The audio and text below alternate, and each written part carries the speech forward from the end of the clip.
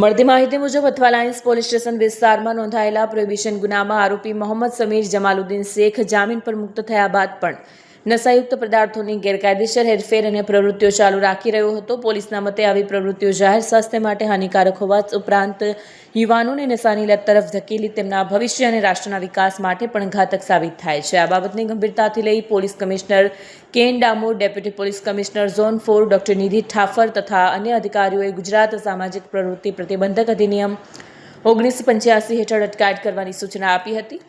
Police inspector IM હુડર અને RR મકવાણાના માર્ગદર્શન હેઠળ અથવા લાઇન્સ પોલીસ સ્ટેશનના સ્ટાફે વિગતવાર દરખાસ્ત તૈયાર કરી કમિશનર સમક્ષ રજૂ કરી હતી. દરખાસ્ત મંજૂર થતાં આરોપી વિરુદ્ધ અટકાયતનો હુકમ જારી કરવામાં આવ્યો.